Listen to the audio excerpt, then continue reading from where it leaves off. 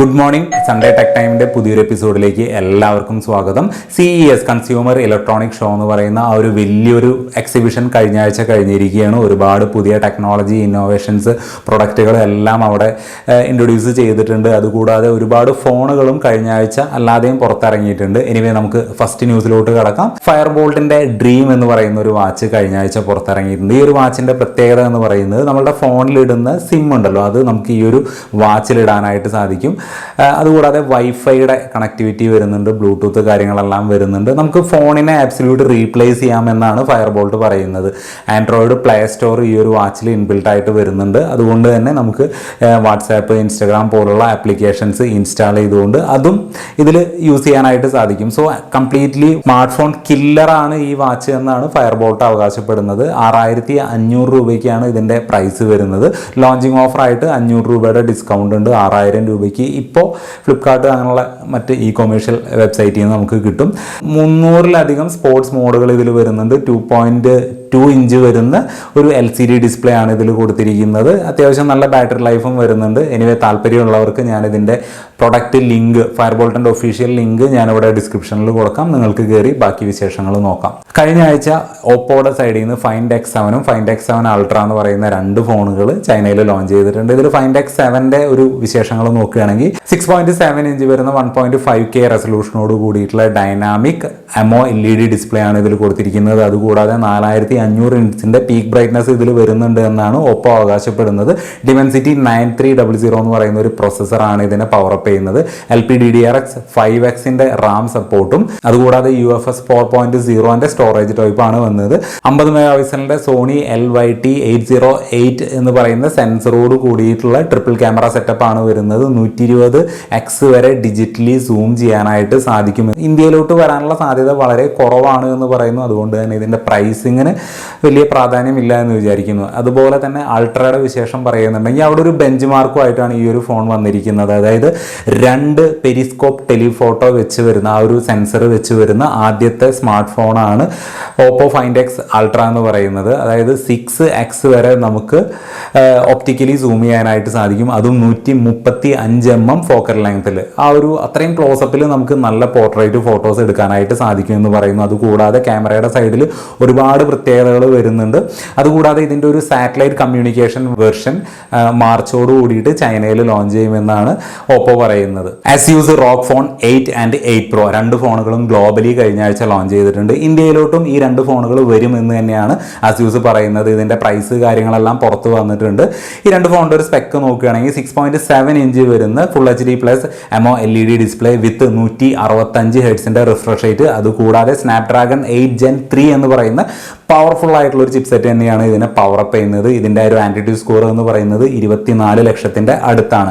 5500 mAh ബാറ്ററിക്ക് 65 വാട്ടിൻ്റെ fast charging സപ്പോർട്ടും കൊടുത്തിട്ടുണ്ട്. 3.5mm audio Jack വരുന്നുണ്ട്. അതുകൂടാതെ 5 സ്റ്റീരിയോ സ്പീക്കേഴ്സ് ആണ് മൊത്തത്തിൽ ഈ ഒരു ഫോണിൽ കൊടുത്തിരിക്കുന്നത്. 3 നോയ്സ് ക്യാൻസലേഷൻ മൈക്കുകളും വരുന്നുണ്ട് വിത്ത് ASUS നോയ്സ് റിഡക്ഷൻ ടെക്നോളജിയോട് കൂടിയിട്ട്. ഇതുകൂടാതെ IP68ൻ്റെ വാട്ടർ ആൻഡ് ഡസ്റ്റ് പ്രൊട്ടക്ഷനും വരുന്നുണ്ട്. ഈ ഒരു സെഗ്മെന്റിൽ ആദ്യമായിട്ടാണ് ഇത്രയും വലിയ IP റേറ്റിംഗോട് കൂടിയിട്ട് ഒരു സ്മാർട്ട് ഫോൺ ഇറങ്ങുന്നത്. ഇതിൻ്റെ പ്രോ വേരിയന്റിന്റെ വെയിറ്റ് വരുന്നത് 94,000 രൂപയും അതുകൂടാതെ നോർമൽ വേരിയന്റിന്റെ പ്രൈസ് 80,000 രൂപയാണ്. ഇതുകൂടാതെ ഒരു ഗെയിമിംഗ് കൺസോൾ കൂടെ വന്നിട്ടുണ്ട്, എയ്റോ ആക്റ്റീവ് കൂൾ X എന്ന് പറയുന്നത്. അതിന് ഏകദേശം 6000 രൂപയാണ് വരുന്നത്. ഇനി ആപ്പിളിന്റെ വിഷൻ പ്രോ എന്ന് പറയുന്നതിന്റെ പ്രീ ബുക്കിംഗ് ജനുവരി 19 സ്റ്റാർട്ട് ചെയ്യുകയാണ്. ആദ്യഘട്ടത്തിൽ അമേരിക്കയിൽ മാത്രമാണ് ഈ ഒരു പ്രൊഡക്റ്റ് അവൈലബിൾ ആവുക. ഫെബ്രുവരി 2 അതിൻ്റെ ഡെലിവറി സ്റ്റാർട്ട് ചെയ്ത് തുടങ്ങും. ഈ വർഷം തന്നെ അവസാനത്തോട് കൂടിയിട്ട് ഇന്ത്യ അടക്കമുള്ള മറ്റ് രാജ്യങ്ങളിലോട്ടും വരുമെന്നാണ് ആപ്പിൾ പറയുന്നത്. ഇന്ത്യയിലോട്ടുണ്ടോ ഇല്ല എന്നുള്ളത് അറിയില്ല. മറ്റ് രാജ്യങ്ങൾ, ഓസ്ട്രേലിയ പോലുള്ള മറ്റ് രാജ്യങ്ങളിലോട്ട് എന്തായാലും ഈ ഒരു വർഷം അവസാനം തന്നെ വിഷൻ പ്രോ എന്ന് പറയുന്ന ഈ ഒരു VR ഹെഡ്സെറ്റും കിട്ടുന്നതാണ്. CES 2024 സാംസങ്ങിൻ്റെ കയ്യിൽ നിന്ന് ഒരുപാട് പ്രൊഡക്റ്റുകൾ വന്നിട്ടുണ്ടെങ്കിലും 2 പ്രൊഡക്റ്റിലാണ് എൻ്റെ കണ്ണുടക്കിയത്. ഒന്ന് നിയോ QLED 8K എന്ന് പറയുന്ന ഈ ഒരു TV. ഇത് AI പവേർഡ് ആയിട്ടാണ് വരുന്നത്. NQ8 AI Gen 3 എന്ന് പറയുന്ന പുതിയൊരു AI പവേർഡ് ആയിട്ടുള്ള ചിപ്സെറ്റ്. അതായത് പിക്സൽ കുറഞ്ഞിട്ടുള്ള ഭാഗങ്ങൾ, ക്ലാരിറ്റി കുറയുന്ന ഭാഗങ്ങളെ ഈ AI വഴി മനസ്സിലാക്കിക്കൊണ്ട് സ്പീഡിൽ പോകുന്ന ഈ ഒരു ഫുട്ബോളിൻ്റെ ഇമേജ് വെച്ചിട്ടാണ് അവരതിനെ എക്സാമ്പിൾ തന്നിരിക്കുന്നത്. അതുവഴി കളറും അതിൻ്റെ പിക്സലൊക്കെ എൻഹാൻസ് ചെയ്ത് 8K ഔട്ട്പുട്ട് കിട്ടുമെന്നാണ് ഈ ഒരു പ്രൊസസ്സറിൻ്റെയും ഈ ഒരു ടി വിയുടെയും പ്രത്യേകത എന്ന് പറയുന്നത്. ഇനി അത്യാവശ്യം നല്ല വില തന്നെ പ്രതീക്ഷിക്കാം, ലക്ഷങ്ങളായിരിക്കും ഇതിൻ്റെ പ്രൈസ് എന്ന് പറയുന്നത്. അതുകൂടാതെ ഇനി ഇതിൻ്റെ ഒരു ട്രാൻസ്പെറൻറ്റ് ഡിസ്പ്ലേ, ഇതിൻ്റെ അല്ല മറ്റൊരു technology, transparent display micro LED എന്നാണ് സാംസങ് അതിനെ പേരിട്ടിരിക്കുന്നത്. കൂടുതലായിട്ട് പറയുന്നില്ല, നിങ്ങൾക്ക് ഇതിൻ്റെ സാമ്പിൾ എന്താണ് എന്നുള്ളത് കാണാം. കിഡിലൻ ഡിസ്പ്ലേ, ഇതൊക്കെ ഒരു ജനറലൈസ് ചെയ്തിട്ട് ഈ ടി വി ആണെന്നുണ്ടെങ്കിലും ഡിസ്പ്ലേ ആണെന്നുണ്ടെങ്കിലും ഇതൊക്കെ കോമൺ ആളുകൾക്ക് കിട്ടിത്തുടങ്ങാൻ റീസണബിൾ പ്രൈസിൽ കിട്ടിത്തുടങ്ങാനായിട്ട് എത്ര കാലം എടുക്കും എന്നുള്ളത് കാത്തിരുന്ന് തന്നെ കണ്ടു വരും. ഇപ്പോൾ 2024 തന്നെ ഇത് അവൈലബിൾ ആകുമെന്നാണ് സാംസങ് പറയുന്നത്. പക്ഷേ ലക്ഷങ്ങൾ കൊടുക്കേണ്ടതായിട്ട് വരും. വിവോ Y28 എന്ന് പറയുന്ന ഒരു ഫോൺ വിവോയുടെ സൈഡിൽ നിന്ന് വന്നിട്ടുണ്ട്. ഡിമെൻസിറ്റി 6020 എന്ന് പറയുന്ന ഒരു പ്രൊസസ്സർ വെച്ചിട്ടാണ് ഈ ഒരു ഫോൺ വരുന്നത്. ഇതിൻ്റെ പ്രൈസ് ഏകദേശം 14,000 രൂപയാണ് പ്രൈസ് സ്റ്റാർട്ട് ചെയ്യുന്നത്. ഇനി താല്പര്യമുള്ളവർക്ക് ഈ ഒരു ഫോണിൻ്റെ ബാക്കി ഡീറ്റെയിലുകൾ വെബ്സൈറ്റിൽ നോക്കാവുന്നതാണ്. ഇന്ത്യയിൽ ഷവോമി 13 Pro എന്ന് പറയുന്ന ഫോണിന് ഹൈപ്പർവൈസിൻ്റെ അപ്ഡേഷൻ വന്നിട്ടുണ്ട്. സോ ഈ കാണുന്നതൊക്കെയാണ് അതിൻ്റെ പ്രത്യേകതകൾ എന്ന് പറയുന്നത്, മാറ്റങ്ങൾ എന്ന് പറയുന്നത്. അപ്പോൾ 13 Pro ഉപയോഗിക്കുന്നവർക്ക് ഹൈപ്പർവൈസിലോട്ട് അപ്ഡേറ്റ് ചെയ്യാൻ താല്പര്യമുണ്ടെങ്കിൽ ഇപ്പോൾ ചെയ്യാവുന്നതാണ്. ബഡ്ജറ്റ് റേഞ്ചിൽ മോട്ടറോളയുടെ ഒരു ഫോൺ വന്നിട്ടുണ്ട്. സ്നാപ്ഡ്രാഗൺ 695ൻ്റെ പ്രൊസസ്സർ വെച്ച് വരുന്ന ഈ ഒരു ഫോണിൽ 6.5 ഇഞ്ച് വരുന്ന LCD ഡിസ്പ്ലേ ആണ് കൊടുത്തിരിക്കുന്നത്. 50 മെഗാ പിക്സലിൻ്റെ ഡുവൽ ക്യാമറ സെറ്റപ്പ് ആണ് കൊടുത്തിരിക്കുന്നത്. അതുകൂടാതെ 16 മെഗാ പിക്സലിൻ്റെ സെൽഫി ക്യാമറയും. 11,000 രൂപ ആ ഒരു റേഞ്ചിലാണ് ഇതിൻ്റെ പ്രൈസ് വരുന്നത്. ലോഞ്ചിങ് ഓഫറായിട്ട് 1000 രൂപയുടെ അഡീഷണൽ ഡിസ്കൗണ്ട് കാര്യങ്ങളൊക്കെ വരുന്നുണ്ട്. എനിവേ മോട്ടോ G34 കാത്തിരുന്നവർക്ക് ആ ഒരു ഫോൺ ഇപ്പോൾ വാങ്ങാവുന്നതാണ്. ഫ്ലിപ്കാർട്ടിൽ അവൈലബിൾ ആണ്. സോണി സ്പേഷ്യൽ VR ഹെഡ്സെറ്റിൻ്റെ ഇമേജുകൾ ഇതൊക്കെയാണ്. സോ താല്പര്യമുള്ളവർക്ക് ഇതിൻ്റെ ഡീറ്റെയിൽ കൂടുതൽ തപ്പിയെടുക്കാം. ആപ്പിൾ വിഷൻ പ്രോ ആയിട്ട് കോമ്പറ്റ് ചെയ്യാനായിട്ടാണ് ഇവരുടെ പ്ലാൻ എന്നൊക്കെ പറയപ്പെടുന്നു. എനിവേ മറ്റൊരു VR ഹെഡ്ഫോൺ സോണിയുടെ സൈഡിൽ നിന്ന് വന്നിട്ടുണ്ട്. സെനൈസർ മൊമെന്റം സ്പോട്ട് എന്ന് പറയുന്നിട്ട് ഒരു TWS ഏപ്രിൽ സെനൈസറിന്റെ സൈഡിൽ നിന്ന് വരുന്നുണ്ട്. ഇതിന്റെ പ്രത്യേകതയായിട്ട് അവർ പറയുന്നത് നമ്മുടെ ചെവിട്ടിൽ വെച്ച് കഴിഞ്ഞാൽ ബോഡി ടെമ്പറേച്ചറും അതേപോലെ തന്നെ ഹാർട്ട് റേറ്റ് കാര്യങ്ങളെല്ലാം ഈ ഒരു TWS വഴി നമുക്ക് മെഷർ ചെയ്യാനായിട്ട് സാധിക്കും. ആപ്പ് ഡൗൺലോഡ് ചെയ്ത് അതിലോട്ട് ഇതിന്റെ വിവരങ്ങൾ നമുക്ക് കാണാനും സാധിക്കുമെന്നാണ് പറയുന്നത്. ഏകദേശം $300 ആണ് ഇതിന്റെ പ്രൈസ് കാൽക്കുലേറ്റ് ചെയ്യുന്നത്. ഏപ്രിൽ മാസത്തിലാണ് ഇത് ലോഞ്ച് ചെയ്യാനായിട്ട് പോകുന്നത്. ആദ്യം അമേരിക്കയിലായിരിക്കും, പിന്നീടാണ് മറ്റ് രാജ്യങ്ങളിലോട്ട് വരിക. CMF ബൈ നത്തിങ്, അതായത് നത്തിങ്ങിന്റെ മറ്റൊരു സബ് ബ്രാൻഡാണ് CMF എന്ന് പറയുന്നത്. അവരുടെ വാച്ച് പ്രോന്റെ സിൽവർ കളറിലുള്ള എഡിഷൻസ്, ലിമിറ്റഡ് എഡിഷൻസ് വന്നിട്ടുണ്ട്.